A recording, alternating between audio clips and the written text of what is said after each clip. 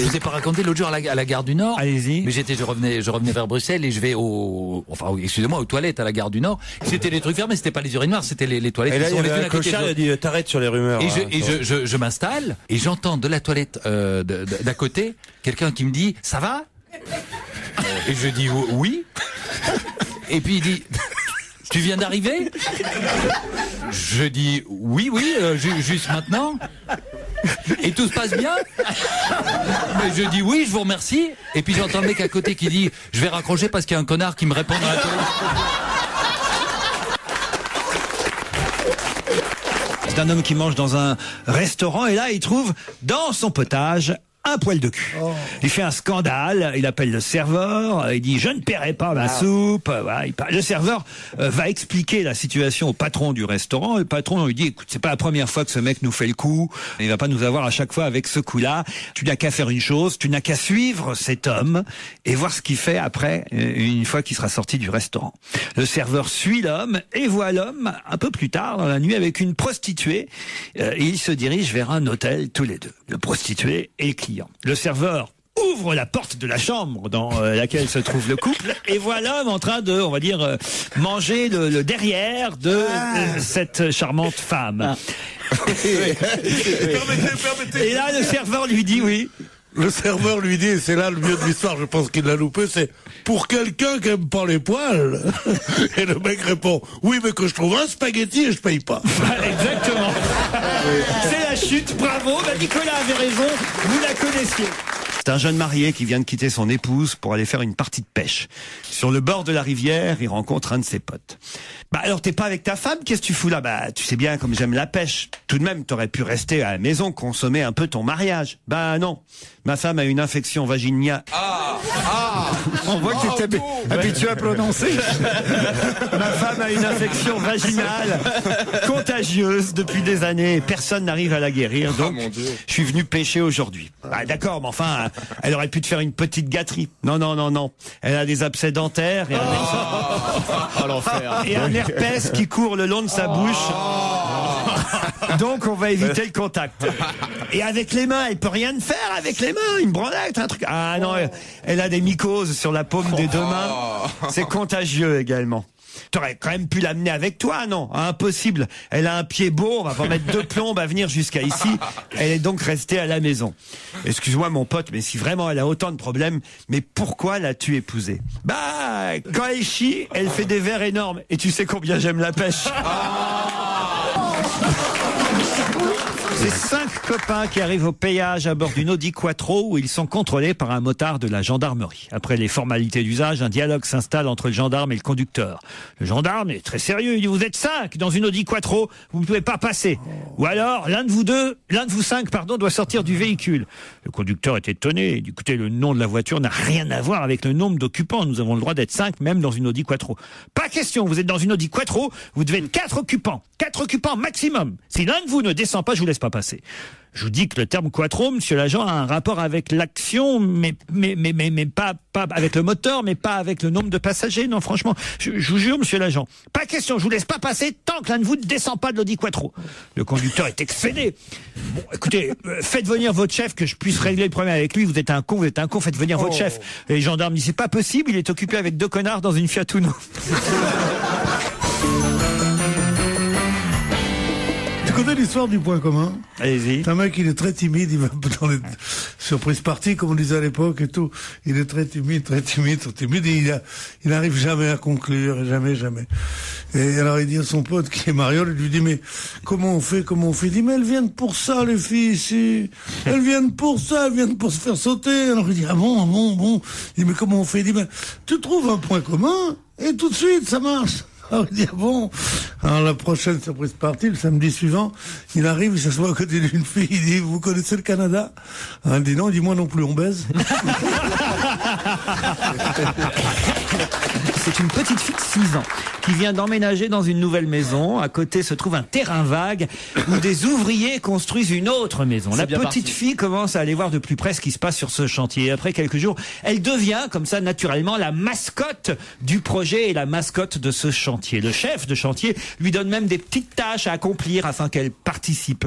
À la fin de la première semaine, le chef de chantier lui tend une enveloppe de paye pour la remercier. L'enveloppe contient la somme évidemment symbolique de 5 €. Toute contente, la petite fille rentre chez elle et raconte son histoire à sa maman. La mère est amusée et dit à sa fille que le temps est venu d'ouvrir un compte à la banque pour y déposer ce premier salaire. À la banque, la caissière, elle aussi, est tout éblouie par cette jolie histoire que la fillette raconte de sa voix fluette. J'ai travaillé dans la construction à côté de chez nous. On construit une maison. Ah, elle fait la petite fille. Non, mais il s'est entraîné, là. Elle a la voix de la Schtroumpfette, alors, la petite fille. Et la vieille dame, qu'est-ce qu'elle dit? Mais non, ma petite fille. Vas-y, là. D'ailleurs, tous les employés et tous les clients de la banque écoutent la petite fille en souriant. La caissière demande alors à la fillette si elle pense retourner travailler au chantier la semaine prochaine. Faut voir, répond l'enfant. Faut voir, parce que d'abord, je voudrais manger des carottes. Alors, voir quoi? Répondent en chœur plusieurs clients et plusieurs employés de la banque. Et la fillette répond, bah, faut voir si ces enculés de chez Big Mac se décident à nous livrer ce putain de placo de merde.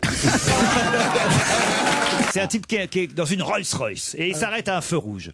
Et à son niveau, au feu rouge, à côté, il y a une Super 5 Tuning couleur fluo, pare-choc rabaissé, phare au néon, aileron autocollant de Tuning Touch sur la lunette arrière, musique à donf dans la Super 5. Je sens que je vais pas tarder à parler par la fenêtre. Non. Le mec de la Super 5 baisse sa vitre et il fait signe au chauffeur de la Rolls-Royce qui fait de même.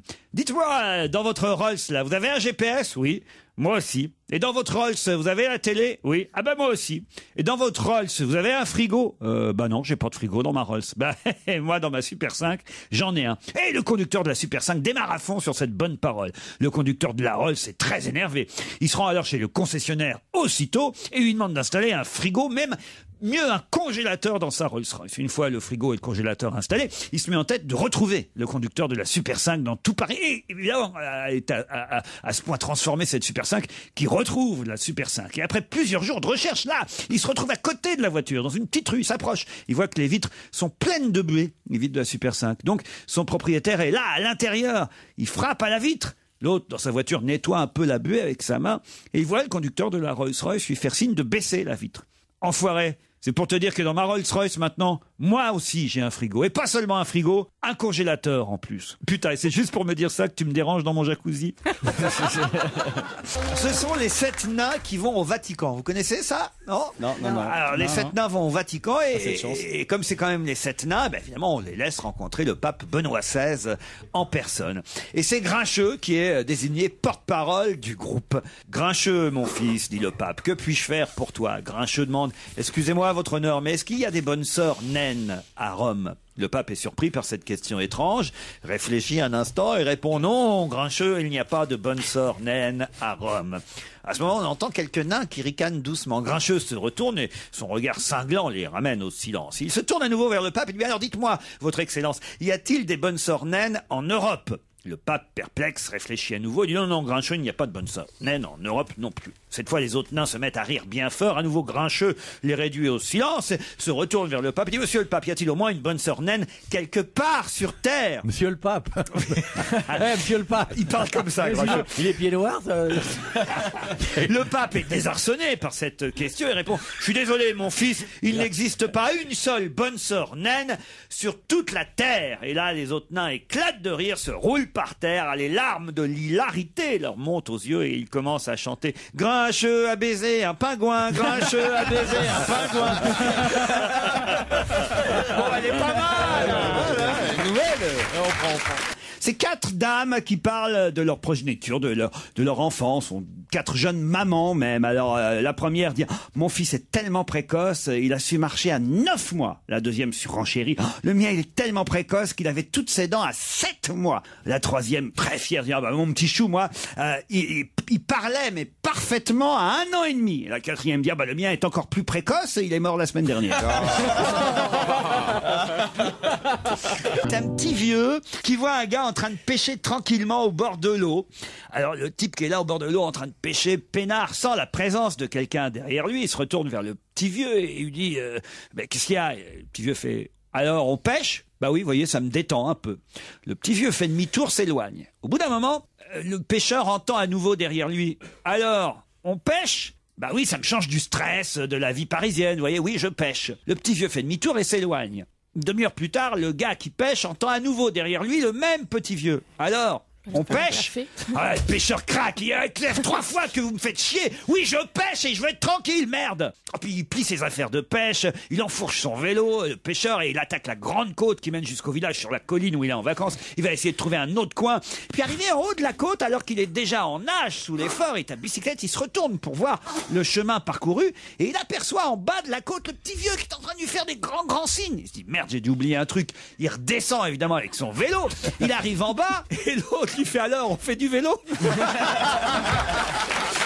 C'est un gynécologue, il a fini sa journée, alors il a fait 4 ou 5 patientes comme ça, et il est 19h30, et il voit qu'il avait un rendez-vous à 19h, il dit bon, 19h30 c'est fini, je suis fatigué, tant pis pour elle. Et il ferme sa porte, il ouvre son frigidaire, il prend un peu de gin, il prend un Schweppes, il fait un gin tonic, et il est tranquille, il a enlevé ses chaussures, il met les pieds sur son bureau. Tout d'un coup, 8h moins 10, on sonne à la porte. Il dit, qu'est-ce que c'est? Il dit, monsieur, c'est moi, je suis votre cliente de votre patiente de 19h, je suis un peu en retard. Il dit, excusez-moi, madame, vraiment, je ne peux pas. Oh, vous pouvez pas me faire ça, mon mari va être furieux, on part en vacances demain, j'avais juré. Non, je vous l'ouvre-moi. Il dit, madame, écoutez, je ne peux pas. À la fin, il lui ouvre. Il lui dit, bon, écoutez, asseyez-vous 5 minutes, détendez-vous, je finis mon verre. Vous voulez boire quelque chose? Alors, il dit, oui, un peu de Schweppes, moi aussi. Puis ils boivent des Schweppes tous les deux, comme ça. Ils se regardent comme ça. Et puis, tout d'un coup, la clé dans la porte s'ouvre, la porte claque. Et le gynéco dit à la femme, ma femme, jalouse comme elle est, vite, enlevez votre culotte, écartez les jambes.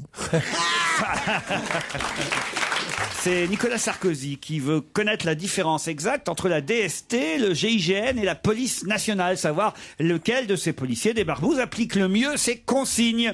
Alors, dans 3 forêts différentes, on lâche un lapin et demande à chaque corporation de rattraper le lapin. Le GIGN arrive, il encercle le bois, il fait une sommation rapide, il mitraille tout dans la forêt, il arrose de napalm, il fout le feu au bois, tout fier, alors que la presse publie les photos du lapin les bras en l'air, les ninjas rapportent le cadavre carbonisé du lapin et déclarent « mission accomplie ». Les espions de la DST, eux, placent des micros dans leur forêt, engagent des chaudes lapines bien roulées, soudoient des renards, truffent des carottes de LSD, font de l'intox dans les clairières. Après 1 mois d'enquête, ils concluent affaire classée, il n'y a jamais eu de lapin. C'est drôle. La police arrive, elle fait une rafle dans une clairière et se ramène le lendemain matin avec un sanglier très amoché qui dit « Ok, je suis le lapin ».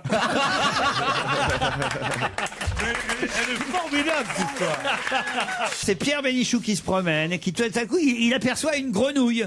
Il se baisse, il saisit la grenouille et la grenouille lui dit « Bonjour mon vieux, c'est votre jour de chance car malgré les apparences, je ne suis pas une grenouille mais une superbe jeune femme et si vous m'embrassez, je me transformerai, dit la grenouille. » Et là, Pierre Bénichou regarde la grenouille et hop, il la met dans sa poche.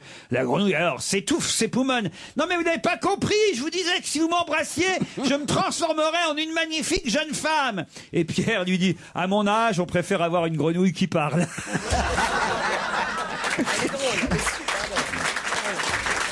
Très drôle.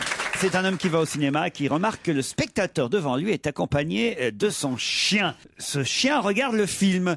Et le chien rigole quand c'est drôle, il pleure quand c'est triste, et il va même jusqu'à applaudir pendant le générique de fin. Alors à la fin du film, l'homme est intrigué, il s'approche du type qui est devant lui avec son chien, il dit « Votre chien est incroyable, il a suivi le film, il a rigolé, il a pleuré. J'avais jamais vu ça avant. » Et l'autre lui répond « Oui, je sais, et pourtant il n'avait pas aimé le livre. » Et puis il dit, tu viens d'arriver? Je dis, oui, juste maintenant. Et tout se passe bien? Mais je dis oui, je vous remercie. Et puis j'entends le mec à côté qui dit, je vais raccrocher parce qu'il y a un connard qui me répond dans la télé.